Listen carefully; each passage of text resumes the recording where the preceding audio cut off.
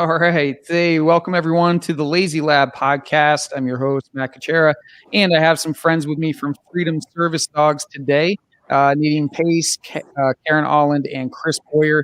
We got a great show lined up for you. Before we get started, I just want to give a big shout out to Ubora Coffee Roasters who have provided the caffeine, not just for our hunts, but also for these great podcasts. Go check them out. Ubora Coffee Roasters. Very, very, very good coffee. Also a veteran-owned company. So there's one thing veterans know, peddling coffee. So we know how to do that. We know how to drink it, know how to peddle it.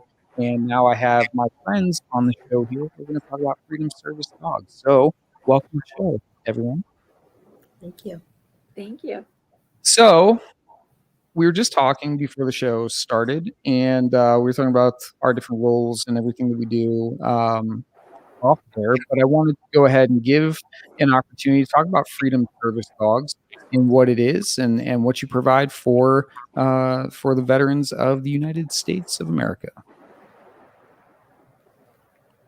Who wants to take that one? Karen, is that you? You have the ball on that? Sure. I would be happy to. Thank you so much. And we just really appreciate this opportunity to be on the show today. I'm Karen Alland, Director of Philanthropy. I've been at Freedom Service Dogs a little over 2 years. I always say I feel like I won the lottery when I landed here. It's truly my dream job. And Nadine, I'm sure will echo this. We want to retire here. We want to be here. This is our last stop. And it's just because of the incredible mission that we have. Providing service dogs for adults and children with disabilities. And specifically today, we're talking about our veterans, and we're so excited that Chris is here, one of our veteran clients, with his service dog, Noodle. And we just raise money. We are so grateful for just all of the many folks who just pour all of their time, talent, and treasure into helping us support this mission. That's awesome. That is awesome. So Freedom Service Dogs, basically, and if I'm reading like on the website about Freedom Service Dogs, I love sort of the mission here, right? Is the unleash the potential of the dogs, transforming them into custom trained, life-changing assistance dogs for people in need, right? And one of those sets of or demographic of people are veterans with like TBI, traumatic brain injuries, or post-traumatic stress, right? So it's the same clientele or demographic of folks that Lazy Lab aims to serve, right? And it's a very rewarding. It's challenging, but it's a very rewarding path to go down to be able to somehow pay back or give back to those who have given so much for our country. So I really appreciate you taking the time to have, we have Chris on the show and who can tell his story and talk about Noodle is here as well. The celebrity of the whole thing. So where is Noodle? I think she just or he just came into the screen. Noodle. Mm-hmm. There we go. So we got our service dog there, and we're gonna talk. We're gonna tell the story of what how that came to be for Chris and what Freedom Service Dogs means for him. When did Freedom Service Dogs come about? Like how old is this organization? We are a 34-year-old organization. It was started by very grassroots, started by a couple, Mike and PJ Roche, and it's just grown and evolved through the years to where we are today in Centennial in Inglewood, Colorado. And we have an amazing training facility here for all of we have an on-site breeding program that we more recently started. And right now we have placement classes that we hold here where we match the dogs with the clients to create these amazing partnerships and teams. And so one is just finishing up here today, as a matter of fact. We also have something that's very specific for veterans. It's a program called Operation Full Circle. And that started in July of 2008. And that was an innovative program that was specifically designed for veterans with PTS, traumatic brain injury, military sexual trauma. And these veterans work with their new Freedom Service dogs alongside our trainers over a 4-month period, and during which they develop comprehensive training skills and bond with other veterans over shared experiences. And then once they have completed the program and graduated, participants are invited to volunteer to help fellow veterans train their service dogs in the OFC program. And much like our friend Chris here, a lot of them just go out and speak on our behalf to other groups to either try and get the word out for other veterans, to invite them to seek out a service dog, a Freedom Service dog for themselves if they feel that that's a particular need that they have, or to help raise funds to support our mission. That is, I mean, that's really cool. So you're saying at the end of Operation Full Circle, the veteran has like some certification in training service dogs. Is that the concept? That's what I'm hearing that correctly. I think. Well, they just walk alongside. Yes, they are. Okay. They have to pass a unique circumstances in order to be able to have their service dog and public access test. And there's a lot that they put into it as far as their application in order to be able to qualify for a service dog. Sure. So I can detail a few of those things if you're interested, or Yeah. but they just come along as far as supporting others, veterans, future veteran teams. Okay, so I would imagine there's like learning the commands and stuff like that is probably a really big part of the relationship between the two, the veteran and the service dog, right? And there's probably, and Chris, maybe you can speak to this more, having gone through it as a veteran. But is there any kind of sort of like anxiety or anything that goes along with that? Like, am I going to be able to remember all these commands or do these things? Am I going to let down my dog? Like, I would imagine that's a piece of what goes into getting a service dog, right? You're accountable to this other being. Yeah, at first there was a bit of intimidation. When he first came home, I thought I knew a lot about training dogs before getting into Operation Full Circle, but oh my gosh, I help my friends train their dogs. Or if I see a dog, they teach you not only verbal and hand commands, but about, dogs' personalities, their body language, exactly what's going on. So you kind of understand what's happening, between those two ears and the tail. So very, very, very comprehensive training. And not only does that make me popular with my friends that have unruly dogs because I get to help them, but it means that Noodle and I have got the freaking tightest bond. We finish each other's sentences.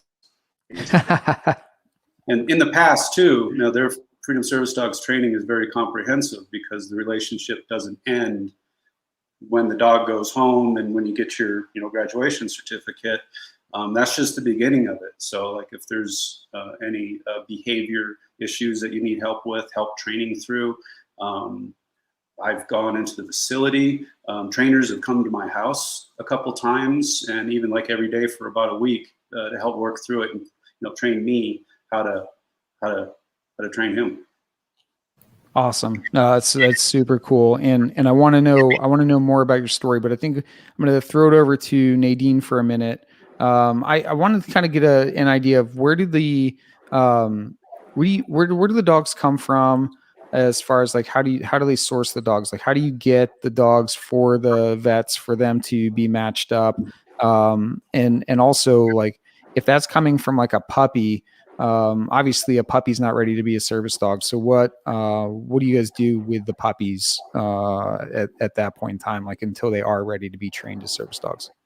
Yeah, so we actually have launched a new in-house breeding program as of a little over a year ago now. And so we're sourcing our puppies from our dogs on site. And that is important for a lot of different reasons. But we're really able to not only control, in ways and lots of ways, the genetics of the situation, but also the environment from birth. And that is vital for so many reasons, including the fact that within that first 8 weeks of life, these puppies are absorbing, so much. They're like little sponges, just kind of like human babies, but they develop so quickly. And that first 8 weeks of life is formative for the rest of their life. And that is something that, even if you have a dog that you received as a pet and you got that pet at 8 weeks old, and then you're raising it and you think you're doing everything right, but you're noticing that dog really doesn't like other dogs or something like that. That may not be in your control. That may have something to do with something that happened in the first 8 weeks of its life. So the in-house breeding program is really vital to the success of our organization. And we have an incredible neonatal team that manages the breeding, the whelping, and the raising of those young pups. And they are on site in our facility from birth until about 8 to 10 weeks old. And from that point, they go to our prison program. And we partner with a few prisons here in Colorado to send these pups to work with inmates one-on-one, 24/7, for 2 months. And during that time, they are learning how to be potty trained, which is a big deal, crate trained, and some even basic skills, just very basic beginning skills for these dogs as well. Potty training is maybe the most important training that a dog goes through, in my opinion. Seriously, yeah. I really like, as far as messes are concerned, it's huge for me. That's why like crate training, I think, is really important as well, because I don't know many dogs that will go in their own space unless left there for way too long. Right. Exactly. So all of those things are super important. And this prison program is truly a mutually beneficial situation where the inmates are getting a lot of fulfillment out of what they're doing. Not only are they getting to be in prison and care for a dog or a puppy, but they are learning the skills to train dogs, and giving back to people like Chris who may need a service dog down the road. And so it's a really amazing program. And after that 2 months is up, they're about 4 months old, and they come back to us, and we immediately pair them with puppy raisers. And those are volunteers, and they can be young, old, married, kids, single. They can have other dogs, cats, any other kind of pet, any kind of real lifestyle.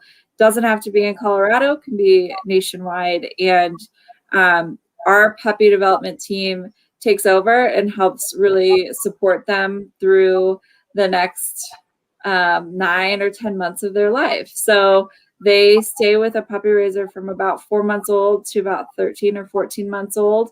And at that point, they're brought back to Freedom Service Dogs, and they begin their official formal training with our trainers on site. And then from there, they are trained and really focusing on those tasks that they need to know as a service dog during their time with puppy raisers. The most important thing those puppy raisers are doing is obviously teaching them the basics, their sit down stays, but more importantly, practicing those and practicing socialization. So puppy raisers are taking them out to Target or Walmart or the grocery store, or to work with them, and getting them used to a normal life of being out in the world and how to behave out in the world in an appropriate way. So once our trainers have their hands on them, they're really focused on those tasks that they need to learn for their potential client. I do have a couple questions about the puppy raiser piece, right? So one, can anybody take their dog into Target? No. Okay. That's I was just a quick question. This isn't Europe, so you can't just go walking in anywhere you want with your dog, right? So I'm sure that there are some certifications or some sort of credential that you need to be able to take your dog into places like that, I would imagine. Do you guys provide that for the puppy raiser? So the public access of a service dog is interesting. Because of ADA laws, we can only do so much, but the law states that there doesn't have to be a vest on the dog. There is no paperwork for the dog. It's really just what the person is saying and taking their word for it, which is why we see so many people potentially abusing that in public places. Because legally, any public place is not allowed to Deny, say that right? Deny access. Yeah, Right. yeah. If they are saying it's a service dog, then that has to be, what is believed. But for our puppy raisers, they're given a vest with the Freedom Service Dogs logo on it. They're also given little business cards that have, more information, or contact us for more information. They And become little billboards. As they go out, they become little billboards, little marketing on four legs. I like that. Yeah. So anyone can be a puppy raiser. And in fact, we're in pretty high need of puppy raisers and urgent need of puppy raisers. And again, that is just all over the country, and any type of lifestyle that you think you're ready and willing to do that, we'd love to talk to those people. That was going to be my next line of questioning, right? Is one, how many puppy raisers do you need at any given time? And two, what kind of training and support are puppy raisers provided? I don't know the exact amount of how many we need at any given time. However, my guess is at least 50, between 50 and 100, because if you factor in just kind of the ages of each group of puppies that come out every couple of months, that's about the timing that we're looking at for needing puppy raisers. Speaking of the mailman here. How cliche is that? So quick, someone put your homework away so the dog doesn't get it. Right. Go ahead. What was your and how many, and then what was, and then what kind of training or support do the puppy raisers get? I mean, I would imagine that there is some costs that they incur by being a puppy raiser as far as like food and stuff like that. But is there like training? Do you like training support videos? Do they have to go to a class? Like, is there a Zoom call that they attend that they kind of learn, trying to be considerate of new protocol for things like this? Go ahead. Yeah, there are lots of those things. So we definitely do Zoom calls so we can try to get as many people involved as possible, especially since our facility and our staff is located in Denver.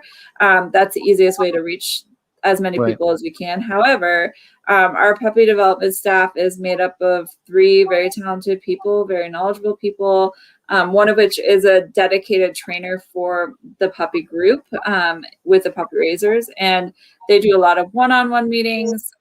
They help with that initial setup and training of the dog that you're matched with to raise.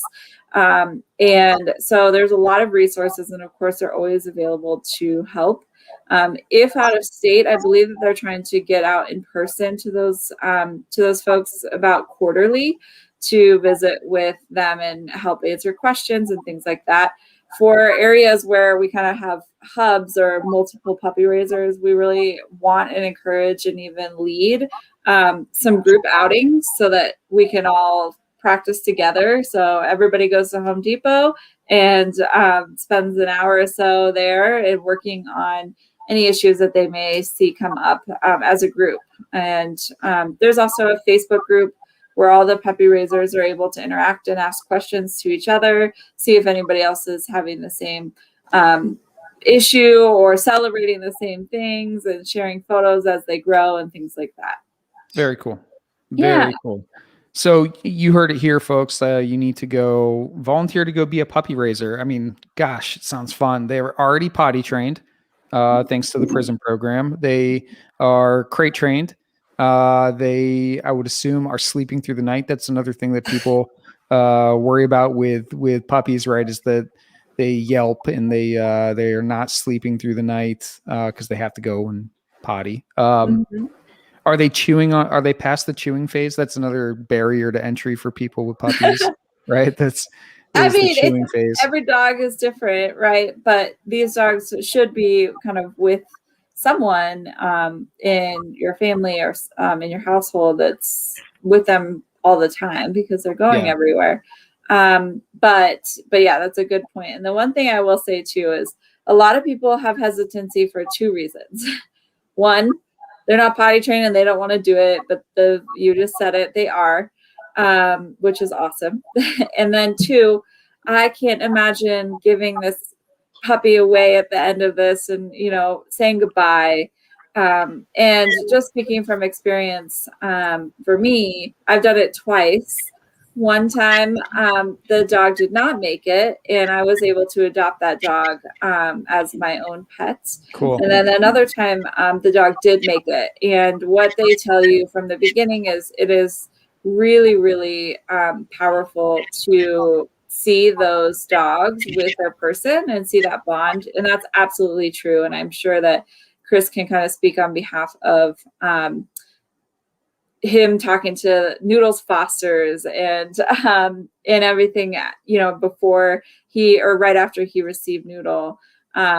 It's a really amazing thing. And that dog is meant to be where it's going to be. So, awesome. I highly recommend it. Yeah.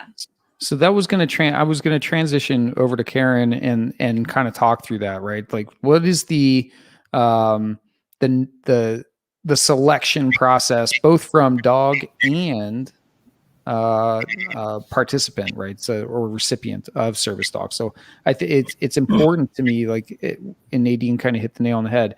I'm sure that not every puppy graduates to, pass the prison program or becomes a puppy raiser candidate. Not every puppy raiser puppy graduates to service dog puppy. So what's the career path there and likelihood of selection? What happens to the dogs that don't graduate, and how do you work that piece out as well? Yeah, so some of the dogs are custom trained, and it's interesting. From the very beginning, all the dogs are trained similarly. They learn up to 65 cues, and they're all there as a probable service dog for any type candidate.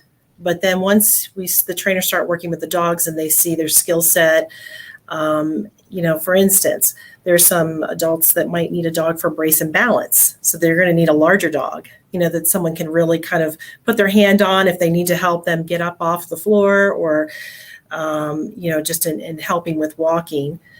Or there's some that, like in Chris's case, he has a total hiking buddy, and so there is that. And then some dogs, they have to be, if they're working with some of our kids. So we have our Disco's dogs. Those are helping our kiddos on the autism spectrum. So those dogs have to really be able to take where they might have louder noises or someone might be tugging on their ears a little bit more, tail. So, we kind of look for those specific dogs. So you kind of get to learn the dogs. You get to learn each client's needs as as we have our list of those on the waiting list, and they start doing this pairing matching. So there's this matching process. And then clients come in to meet a few potential dogs. And it's interesting to see how the dog will choose the client. It's almost like, dogs are so amazing, right? They're just so intuitive, and they'll just go up. And it's like, it's almost this it's instantaneous, this bond. It's just like an amazing, beautiful thing to see, And so then, there's some custom training that's involved, with a dog. Like, our dogs can help with the laundry if someone needs that. We all want that. We all want our own dogs trained to do that, where they can go and trash out. Will it? Right. Go get a cold beverage of your choice from the refrigerator. It's one of these things. It's called the tug, and so there are these, ropes that are, attached to the refrigerator door. They can open it, go get something, bring it. Wow. Open In the case of the laundry, it's putting, they can open up the dryer door, tug, pull the laundry out of the dryer, put it into a laundry basket, and then pull it over. So it's pretty remarkable. They can open door buttons and turn on lights. And in the case of one of our veteran clients, just was anxious when entering his home, back to his home when he was out for the day. So the dog would go in and do this sweep of the entire room, would go look in every closet, turn on all the lights, and then gave the okay, that was safe. Wow. It was okay to enter. Just this, another one is where they'll just put pressure, they can help, your veterans wake up from night terrors or provide comfort, they can sense these things in public situations. So, those are the things that, we do offer that custom training depending on the client. And then also dogs that don't necessarily graduate or they're not for a particular client. We also have dogs that are can become a therapy dog. So they will work with a licensed professional therapist and go out and they work with, in lots of times, a lot of schools. We just had a dog recently that is going to be working with the sheriff's department in Minnesota for a crisis, for this particular officer that works with crisis. He responds to crisis situations as well as providing some assistance to those first responders as well. So it's kind of a double duty sometimes. And we work with other organizations as well. So if we find a dog that may not be suited for our particular clients and the work they need to do here, they can then move on to perhaps to become a seeing eye dog or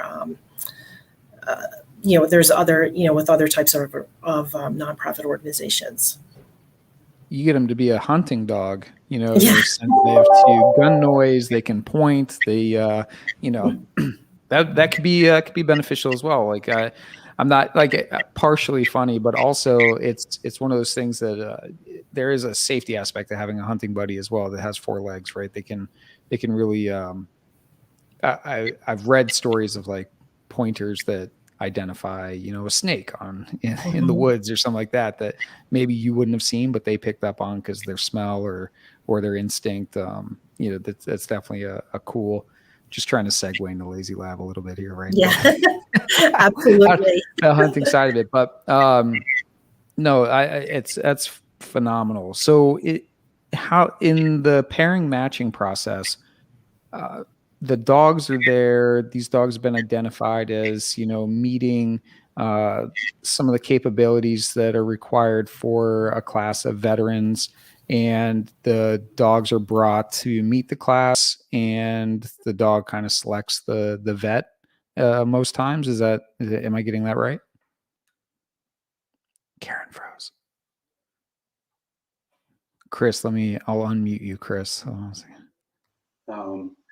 There we go.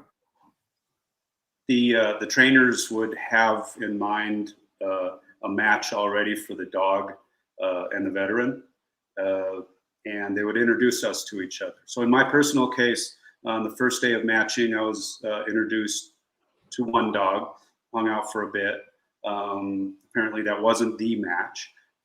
Then the next day, we're all sitting in a half moon in the training room, and first dog they bring out is Noodle. And in my mind, I was like, oh yeah, pick me, bring him over here, bring him over here. And brought him right over, and we just hit it off right away. That's awesome. Yeah. Have you seen the first dog since? Like, just from a comedy standpoint, it's kind of funny to me. Like maybe the first dog sees Noodle and is like comparing itself. Like throughout the training process, there's 16 weeks of classroom training. So us group of veterans, the trainers, we all work together in a very comprehensive way. Once a week for 16 weeks, and you got home projects to do, and they pretty much, there's not a lot they don't cover. So yeah. So Todd, since we have this time, right, I think it's probably a good natural point. Let's talk about your story, Chris, and like what urged you to apply for a service dog through Freedom Service Dogs. Well, I fought in the first Gulf War. I'm a Marine Corps veteran. saw everything I signed up for over there. We were involved, first ground unit in combat, which they have us in the Marine Corps Museum. So that's crazy. I never imagined that would ever happen. But it wasn't until probably 10 years later that I realized something's going on. Around that time period, I was diagnosed with PTSD. And that was really at the very beginning of the war on terror. So Iraq, Afghanistan, which, awareness started to really build, and there were more options for veterans to get involved in. And I started going to the VA for treatment. There was a lot of rough years in there, dealing with the symptoms of anger, anxiety, depression, fight or flight reflexes, very powerful fight or flight reflexes. It's a big load to carry. But now, it really got to the point where I just decided that something's got to change. And, I had made the decision to pursue getting a service dog. And I'm Googling, I'm looking up at the websites of all these, and I see Freedom Service Dogs, look at the address. I'm like, well, that's not too far away, because others were out of state, Texas, right, New York, and all that stuff. So I started on the application, got on the waiting list. I got accepted, got on the waiting list, and their screening process is very comprehensive too, because obviously they're going to make sure that there's a need, that I would benefit from having a service dog. But they also wanted to understand my lifestyle. What is my routine? What do I like to do? What kind of dog would I like to have? And they took all of that. They took all of that into consideration. I think Noodle couldn't pick a better one, a better match. Yeah. So I remember putting on there too, what an expectation of the dog or something. I'm like, I need a dog that can keep up with me. So he can most days. Sometimes I got to grab him, but. So what is that? I know Karen had mentioned hiking, right? So for you, your active outdoors lifestyle, need the dog to be able to go and do those things with you, right? What are some of the other characteristics or tasks that Noodle does for you on a daily basis? On a daily basis, well, he's always watching me. It's like a staring contest. So I'll be sitting across the room, look over at him, he's looking at me. We'll be at a restaurant eating, I look down, he's looking at me, in whatever setting. And that's his job, is to pay attention to me. So he can pick up on any cues, if I'm getting frustrated or angry or if I'm sad, he picks right up on it. It's amazing. And the other thing that he does, and which is so much fun, is he makes me laugh. I don't know how many times every day, because this dog has a sense of humor. I mean, he is goofy. He's definitely goofy. He's a chunk. So how old is the dog now? Gosh, Noodle's 3.5. Wow. Ish. Right and what's the breed? His breed is, come here, buddy, treat. He's a boxer pit bull. Hey. Oh, there you go. There's more treats coming. So he's a boxer pit bull mix. Come here, mister. And of course, his favorite thing to do is sleep. Yeah, that's a dog thing, right? Look at that. So on a routine basis, I would imagine Noodle is working constantly when he's not sleeping. But he's probably working constantly, right? Do you find that what are some of the things that he does that people may not notice that a service dog is doing for someone with PTSD? So for instance, are they checking the rooms? Are they putting themselves between you and threats? Like what is, or perceived threats, right? What are some of the things that that Noodle does that maybe to an untrained eye wouldn't come across as the dog working, but in fact they are putting in some time? The blocking for sure, and he does it by when we're just standing there waiting to cross the street, or if we're in a crowd or something. Usually he'll stand right behind me. Sort of watching your six, essentially. Yeah. Unless I'm giving him a command to look forward, and he knows that we're moving fast. So if we just if we stop and we're lingering, he'll place himself behind me and look behind me. And he wasn't trained to do that either. He just tends to do it naturally. So it's instinctive for him, which is very cool. I think dogs are obviously incredible creatures, right? They're very, very intuitive and pick up on things that we would never pick up on.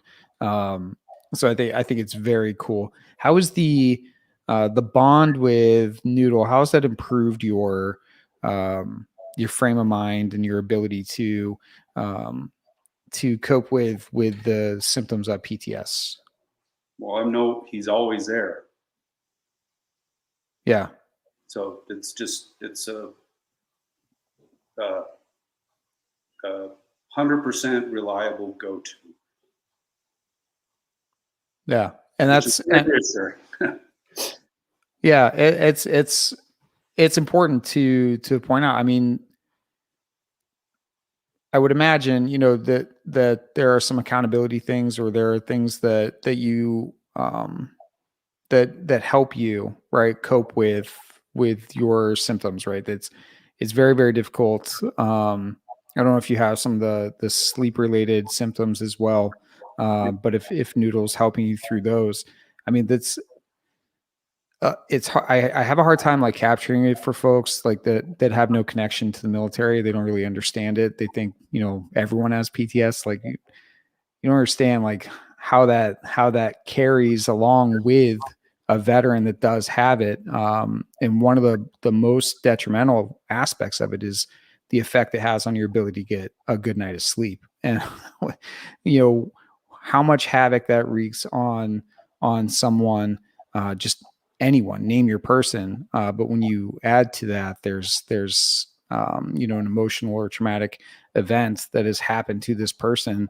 And then on top of that, they're not getting the time they need, the REM cycles they need to be able to heal properly at the end of a day. If a service dog can bring that therapy and healing to you, allow you to recover from or wake up from an episode while sleeping, like that's a huge bonus. It's a huge what's the word I'm looking for? It makes life so much better for the veteran, right? And that's, I would imagine that's another aspect then that Noodle's providing for you. And maybe Karen, you can talk to some of the other veterans that you've had graduate your program and what speak to the testimonial side of it, right? What a difference it's made in their lives. And I think I have Karen on mute, but so how many, since Freedom Service Dogs have been around, how many veterans have you placed dogs with? Do you have that number? Is it an approximate number? Yeah, I know that right now, I can tell you, that particular number, total number, I'd have to see, but right now we have, we're going to graduate, on track to graduate 30 total clients this year, and 13 of those will be veterans. So far, with our last placement class, we're about halfway there with 5. And then we also have 67 active veteran teams out of 194 that we provide lifetime assistance, lifetime support. So one of the things, so what that means is, and it's to note, is that Freedom Service Dogs is somewhat unique in that we provide that lifetime assistance. One of the things, we were just, you think about it, the men and women who have served just to keep our freedoms here, the things that we enjoy, it's all about restoring that freedom to them and being there for them on an ongoing basis. Right. We have, there's another veteran team that graduated about a year and a half ago, Eddie, with his dog Alfredo, and he had served in Afghanistan 4 tours, 20 years, and came back and had a 13-year-old son. And it wasn't until, he was out, with training, coming alongside training with Alfredo, that he went into a Target, and he said that was the first time in 8 years. Wow. And into, he'd been in a public setting, and then after, so this was around in December, and that December placement class, and then we received lots of pictures, and this is the fulfilling part of our work, that with Eddie with Alfredo, and then also reported that they went to see a movie at the movie theater. Because, imagine, Chris can attest, you're in a closed, dark space, right?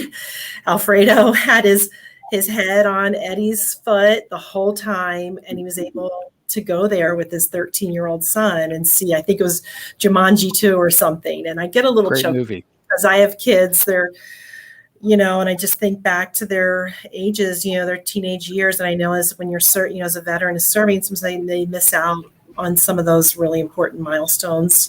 That's their sacrifice and their family with their families. And so when you come back, like even post, they're, they've done, they've served, they've done their time. And then the very thing that I just take for granted, many of us take for granted, being able to take our son to the movies.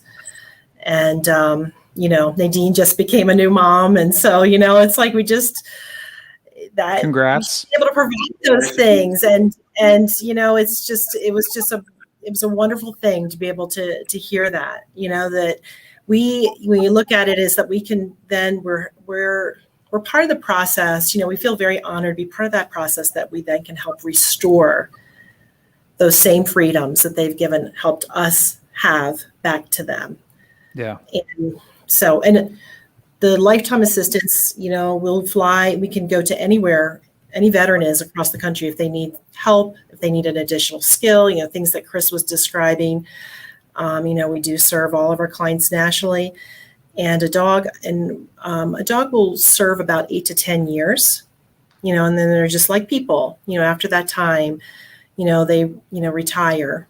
And many times as a client's able, they'll adopt them, they'll come and they'll stay in their homes as a family pet. They get to just be the couch potato. And then that client gets really put to the top of the list for a successor dog, so another dog. And we have a client that just recently graduated, and she has her 4th service dog. She was there from the very beginning with the founders. Wow. So it's pretty special. That's amazing. I love it. And obviously the successor dog is such a huge thing too, right? Because that's a question that people are going to have too. Like, I'm going to get this dog that's going to be there with me and help me through and help me, cope with my symptoms. But then, like, what happens when, like, dogs don't live as long as humans, right? So now what happens? It's great to know that is part of the process. It's part of the service that you provide, and would give some peace of mind. Obviously, letting that dog retire in its twilight years is good too, right? Because they've been working for 8 to 10 years. That's a long time to be constantly on and constantly working. So to give them the opportunity to rest and relax and retire from that service is cool. Very, very cool. So want to be somewhat mindful of time. This has been very eye-opening. A lot of really good information. I cannot urge the audience enough to please go check out Freedom Service Dogs. Consider that puppy raiser program. I know I love puppies. I don't know if you don't love puppies, there might be something wrong with you as a person. You might want to get that checked out. But, I would urge you that it sounds like a really great way that you can contribute to an awesome cause and help this organization in putting service dogs into the hands of people who really need them and will benefit from them, whose lives will greatly benefit from them. It seems like a very low cost entry into helping a nonprofit. So please do consider that. Also, Lazy Lab Hunting Club is a nonprofit itself, and you can always help us out. First and foremost, by subscribing to the YouTube channel. That's a free way to support a nonprofit. Costs $0. So go ahead and do that for us. And then two, you can always go to lazylabhc.org and donate directly through the website. 93 cents of every dollar is going directly back into a program that's going to get a veteran on a hunting or fishing trip. So please do go check that out. Karen, Nadine, Chris, I want to thank you so much for being part of the show, part of the Lazy Lab family. We look forward to and cherish every moment we get to work with Freedom Service Dogs. So happy to keep that partnership continuing.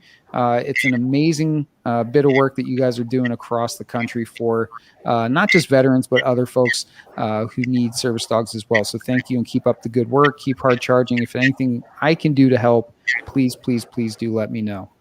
Thanks for the support and having us. Yeah. Thank you so much. Thank you so much. And I just want to add one last thing, that if you feel that you could benefit from a Freedom Service Dog, just please go to our website. And you can go online and apply, and we're happy to help you out at freedomservicedogs.org. So thanks again, and we just really appreciate and are so honored and grateful to be partnering with Lazy Labs and sharing this mission to serve our veterans. Awesome. Thank you so much. And thank you, audience, for tuning in. Until next time, please stay safe and God bless.